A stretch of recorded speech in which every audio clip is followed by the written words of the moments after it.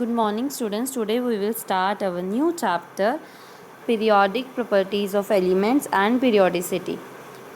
So you have to revise the previous concept which you have already done in your 10th class, Daubigny state, its law, limitations, Newland's law of octaves, Mendelic periodic law, and then finally modern periodic law, periodicity definition, and how modern periodic table removes various anomalies from Mendel periodic table.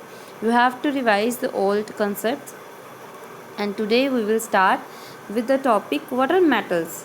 Metals comprises more than 78% of known elements and appear on the left side of the periodic table. आपको पता है metal जो है वो periodic table में left hand side पे appear होते हैं एंड 78% जो आपके एलिमेंट्स हैं, नॉन एलिमेंट्स हैं, उसमें से 78% क्या है आपके मेटल्स हैं. ठीक है. मेटल्स आर सॉलिड होते हैं रूम टेम्परेचर पे. You also know the fact metal usually have high melting point because these are hard substances. तो इनके melting and boiling points high होते हैं. They are good conductors of heat and electricity because of tendency of free electrons होने की वजह से, या हमने प्रीवियस चैप्टर्स में अच्छे से पढ़े हैं, फ्री इलेक्ट्रॉन्स की वजह से क्या होती है electricity generation and conduction. They are highly malleable and ductile. Malleability is the property of metals that metals can be beaten into thin sheets, and ductility is the property of metal through which metals can drawn into thin wires.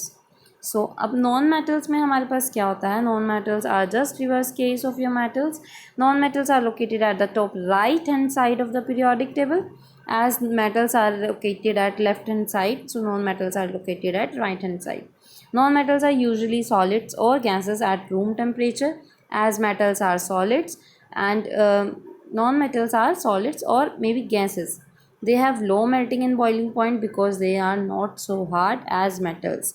They are poor conductor of heat and electricity. The non-metallic characters increases as goes on left to right across the periodic table.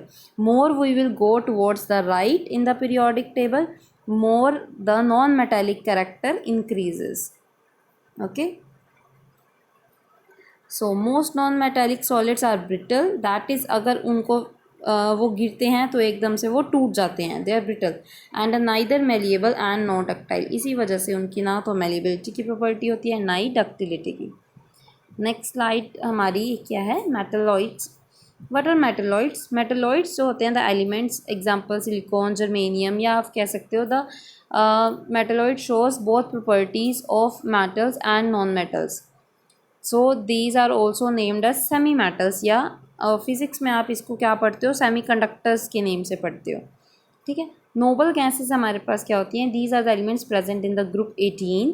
Nobel gases are those elements which have completely filled electronic configuration. ठीक है. they have completely filled electronic configuration, so that's why they are also known as inert gases, because everything in this universe reacts to attain its stability. Noble gases have completely filled its octet. So last shell जो होती है उसकी वो completely filled होती है, that is उसका octet completely filled है. That's why they are inert, they do not react with other compounds. And third, the turn comes upon representative elements. The elements of group 1 alkali metals and group 2 alkaline earth metals and group 13 to 17 constitute the representative elements. They are elements are of S block and P block. You have already discussed S block and P blocks orbitals and subshells in the last of the second chapter. सो यहाँ पे हमारे पास क्या है, अगर electrons हमारे S या P block में एंटर करते हैं, सो वो ब्लॉक जो आपके एलिमेंट्स होते हैं उस ग्रुप के एलिमेंट्स को क्या नेम दिया जाता है, S block elements and P block elements. So S block क्या हमें पता है, दो ग्रुप्स हैं, first group alkali metals and second group alkaline earth metals. P block में हमारे 5 to 6 ग्रुप्स आते हैं, 13 to 17. So both of them comprises of representative elements. What are transition elements. The transition elements includes all the D block elements and they are represented in the center of the periodic table. Between S and P block के बीच में हमारे D block elements होते हैं. So here comes the turn of first हम क्या देखेंगे, what R S block elements. यहाँ पे हमने देखा है कि अभी मैंने आपको बताया S block elements are of at the side. यहाँ पे हमारे ग्रुप 1 एंड ग्रुप 2 के जो एलिमेंट्स हैं, these R S block elements because the last electron enters in the S subshell. Last valence electrons S subshell में enter करेगा। सो ये हमारे एलिमेंट्स जो हुए वो क्या है, हमारे S block elements. Then P block हमारे पास हमने क्या पढ़े थे, group number 13 to 17 are known as P block elements. This यहाँ से ग्रुप 13 to 17 हमारे पी ब्लॉक एलिमेंट्स हैं and S block and P block are together known as representative elements. Between these representative elements we have a set of D block elements which are known as transition elements. The group 18, last group, is noble gases and the last अलग से जो block हमारा mention है यहाँ पे lengthanides and actinides का, they are F block elements. So we have to discuss the electronic configuration of all these elements. So first let us discuss S block elements. What are S block elements? The electrons in which the elements in which the last valence electrons enter in the S subshell. So S subshell में हमारे पास आपको पता है S subshell के अंदर कितने electrons आ सकते हैं। तो S के अंदर कितने इलेक्ट्रॉन्स आ सकते हैं, मैक्सिमम 2, बिकॉज S subshell में एक ही ऑर्बिटल होता है। P subshell के अंदर हमारे 3 ऑर्बिटल्स होते हैं एंड हर एक ऑर्बिटल में 2 इलेक्ट्रॉन्स आ सकते हैं। तो P subshell के अंदर 6 इलेक्ट्रॉन्स पॉसिबल है। इसी तरह डी के अंदर हमारे 5 ऑर्बिटल्स होते हैं। 5 ऑर्बिटल्स होने की वजह से एक ऑर्बिटल में 2 इलेक्ट्रॉन आते हैं, तो 5 ऑर्बिटल्स में 10 इलेक्ट्रॉन्स आएंगे। एंड एफ ऑर्बिटल में हमारे पास क्या होता है, 7 ऑर्बिटल्स होते हैं एफ सबशेल के अंदर। तो एक ऑर्बिटल में 2 इलेक्ट्रॉन आते हैं, तो 7 ऑर्बिटल्स में 14 इलेक्ट्रॉन्स आएंगे। क्लियर। सो एस ब्लॉक एलिमेंट्स के अंदर हमारे पास क्या होगा, जो हमारी जनरल इलेक्ट्रॉनिक कॉन्फ़िगरेशन होती है एस ब्लॉक एलिमेंट्स की, वो क्या होती है, NS122। ठीक है, where N is the principal quantum number. ठीक है। सो अब हमारे पास for example let us take the case of alkali metal. Alkali metal starts from lithium, sodium, है ना। सो लिथियम का एटॉमिक नंबर क्या होता है हमारा 3। यहाँ पे इसकी इलेक्ट्रॉनिक कॉन्फ़िगरेशन क्या होगी हमारी, as we have discussed from our principal in the last of second chapter, 1s2 2s1, 3 electrons की फिलिंग।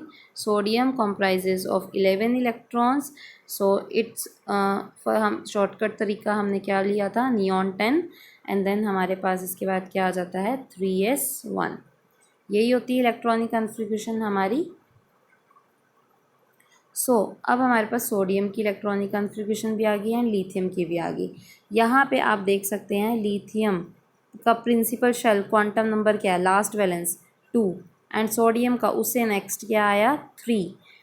हमारे पास जो जनरल इलेक्ट्रॉनिक कॉन्फ़िगरेशन बची, ऐसे ही हम लिथियम सोडियम से आगे जो हमारे नेक्स्ट एलिमेंट है वहाँ पे जब हम रुबीडियम, सीज़ियम, फ्रेंसियम, अगर हम उसमें आगे फर्दर मूव करेंगे तो हमारी उसकी कॉन्फ़िगरेशन क्या होती जाएगी, 4s1, देन 5s1, 6s1। तो ये हमारी जनरल इलेक्ट्रॉनिक कॉन्फ़िगरेशन क्या आई, NS1 for alkali metals. General electronic configuration is NS1। पूरे ग्रुप की यही कॉन्फ़िगरेशन चलती जाएगी। एंड अगर हम डिस्कस करें एल्कलाइन अर्थ मेटल्स के लिए, एल्कलाइन अर्थ मेटल्स के लिए हमारे पास for example let us take the case of calcium, magnesium का लेते हैं सबसे पहले। मैग्नीशियम पहले होता है कैल्शियम से।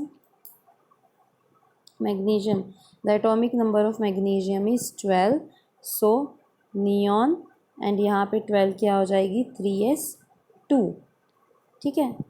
इसी तरह से अगर हम कैल्शियम का लेते हैं, कैल्शियम का एटॉमिक नंबर क्या है हमारा 20। यहाँ पे हमारा क्या आएगा, आर्गन तक हमारे 18 आ जाएंगे, एंड देन आर्गन तक 18 इलेक्ट्रॉन्स कवर होने के बाद 2s2 2p6 तक हमारे इलेक्ट्रॉन्स कवर हो जाएंगे। देन हमारा यहाँ पे क्या आएगा 4s2। सो यहाँ पे जो प्रिंसिपल शेल क्वांटम नंबर क्या है वो 3, फिर 4। इसी तरह से जब हम नेक्स्ट आगे मैग्नीशियम के बाद कैल्शियम, उसके बाद अगर हम आगे फर्दर मूव करेंगे तो क्या आएगा 5s2, देन 6s2। सो हमारी जो जनरल इलेक्ट्रॉनिक कॉन्फ़िगरेशन बनी एल्कलाइन अर्थ मेटल्स की वो क्या बनी NS2। सो वही हमने यहाँ पे मेंशन किया था, जो S ब्लॉक की हमारी एलिमेंट्स की जनरल इलेक्ट्रॉनिक कॉन्फ़िगरेशन वो क्या होती है NS1 to 2 general S block की। और इसमें से एल्कली मेटल्स की क्या होगी NS1 and alkaline earth metals की क्या होगी NS2। सो ये हमारे हैं S ब्लॉक एलिमेंट्स एंड इनकी इलेक्ट्रॉनिक कॉन्फ़िगरेशन। देन हमारे पास आते हैं P block elements. P block elements के लिए यहाँ पे आप देख सकते हैं these are from group 13 to 17 यहाँ तक, ठीक है। P ब्लॉक एलिमेंट्स की जो जनरल इलेक्ट्रॉनिक कॉन्फ़िगरेशन होती है वो क्या होती है NS2 NP1 to 6। General electronic configuration is NS2 NP1 to 6, ठीक है। अब हम ये सारे केसेस अलग अलग के लिए डिस्कस कर सकते हैं। फॉर ग्रुप 13, अगर हम ग्रुप 13 की बात करें, 13 ग्रुप में मतलब हमारा फर्स्ट p ऑर्बिटल में इलेक्ट्रॉन जाता है। सो इसकी जनरल इलेक्ट्रॉनिक कॉन्फ़िगरेशन क्या होगी NS2 NP1, ठीक है। ग्रुप 14 के लिए हमारी इलेक्ट्रॉनिक कॉन्फ़िगरेशन क्या होगी जनरल NS2 NP2। फिर ऐसे ही ग्रुप 15 के लिए क्या होगी NS2 NP3। ग्रुप 16 के लिए क्या होगी NS2 NP4।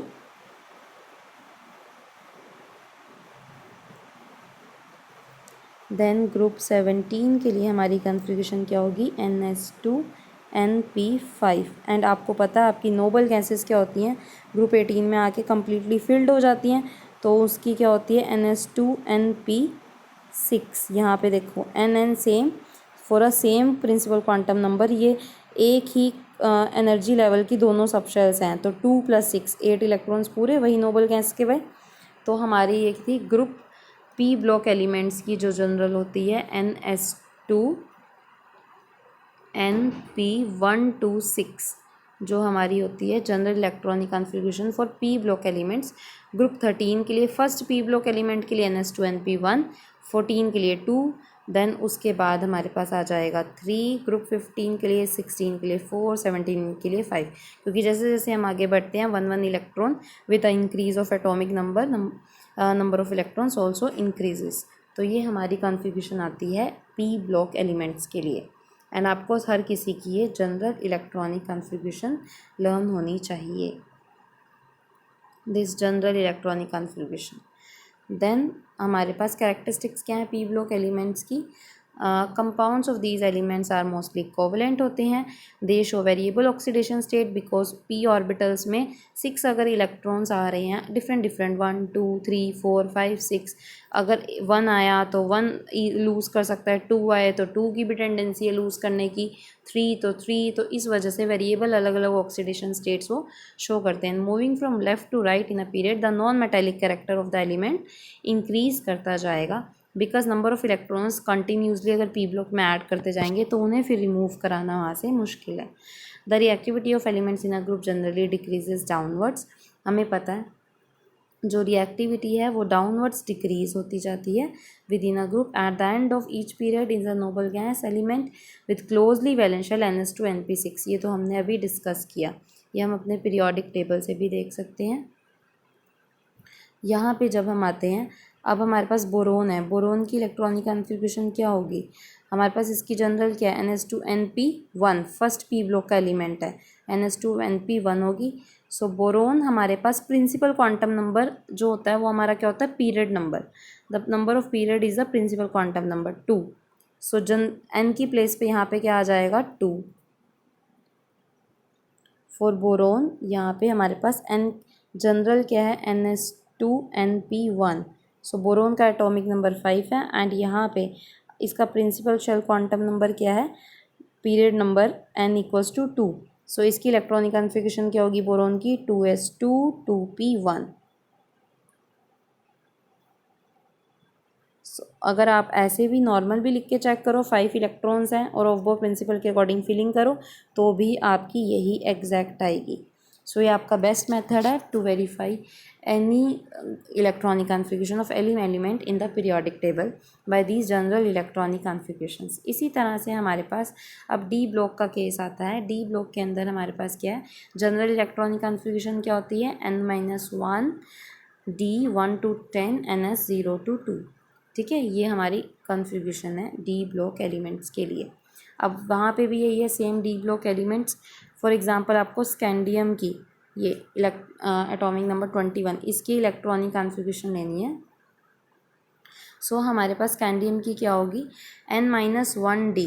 ठीक है, इस फॉर्मूला के अंदर हम यहाँ पे पुट करेंगे ये स्कैंडियम की वैल्यू। इसका जो शेल नंबर है वो क्या है हमारे पास 4, principal quantum number. So formula में पुट करेंगे 4-1 यानी कि 3D। अब ये क्या है, फर्स्ट है। सो ये हमारी D1 to 10 है, फर्स्ट ही है, 10 में से पहला ही है ये ग्रुप हमारा, तो क्या होगी D1 देन NS2, ऑब्वियसली ये फील्ड होता है। सो 3D1 NS2 यानी कि N हमारा क्या था, फोर्थ था ना। सो यहाँ पे हम क्या लिखेंगे 4s2। 3D1 4s2 is the electronic configuration of scandium. इसी तरह से आप जनरल लेके किसी की भी यहाँ से निकाल सकते हैं इलेक्ट्रॉनिक कॉन्फ़िगरेशन। उसी तरह से हमारे पास हम एफ ब्लॉक एलिमेंट्स की भी निकाल सकते हैं। एफ ब्लॉक एलिमेंट्स का भी जो जनरल फॉर्मूला होता है, ये कैरेक्टरिस्टिक्स हैं कुछ हमारी पी ब्लॉक एलिमेंट्स की। एफ ब्लॉक एलिमेंट्स की भी हमारी जनरल यही है। इसका जो हमारा फॉर्मूला है एफ ब्लॉक एलिमेंट्स का n-2, जब डी वाला होता है वो n-1 होता है, प्रिंसिपल क्वांटम नंबर n यहाँ s के साथ, n-1D and n-2 F1 to 14। तो इसी तरह से हम इनकी भी इलेक्ट्रॉनिक कॉन्फ़िगरेशन किसी भी तरह से निकाल सकते हैं। फर्दर हमारे पास जो दो अलग से रोज़ मेंशन है वो हमारी किस चीज़ की हैं, एक्टिनाइट्स एंड लेंथेनाइट्स की। लेंथेनाइट्स हमारे कहाँ से स्टार्ट होते हैं, from caesium 58 atomic number to lutetium 71 and actinide start from thorium to lawrencium. ठीक है, सो यहाँ पे ये वाले एलिमेंट्स डी ब्लॉक के बीच में 58 से 71 एंड 90 से 103 हटा के अलग से एफ नीचे प्लेस किए गए, बिकॉज यहाँ पे जो इलेक्ट्रॉन्स है वो कहाँ एंटर करते हैं, एफ ब्लॉक में। सो इसको हम ट्रांजिशन एलिमेंट्स के अंदर आते हैं ये, इसलिए हम इसे क्या कहते हैं, इनर ट्रांजिशन एलिमेंट्स या F block elements. They all are matters within each series the properties of elements are quite similar and ये most of क्या होते हैं, रेडियो एक्टिव नेचर के होते हैं। सो इनके different properties and F block में आने की वजह से इन्हें डी ब्लॉक से हटा के अलग से नीचे प्लेस किया गया। ये लेंथेनाइट्स की सीरीज़ 57 लेंथेनम के बाद यहाँ 72 से एटॉमिक नंबर स्टार्ट है, 58 से लेके 71 तक यहाँ पे हमारे एफ ब्लॉक में ऑर्बिट एंटर कर रहे थे इलेक्ट्रॉन्स, तो हमने ये अलग रखा। देन अगेन 90 से लेके 103 तक इसके अगली जो सीरीज़ है, यहाँ 89 के बाद 90 यहाँ से स्टार्ट है एंड अगेन 103 के बाद यहाँ 104 से स्टार्टिंग है। सो ये हमने आज डिस्कस की complete electronic configurations of all the S, P, D and F block orbitals.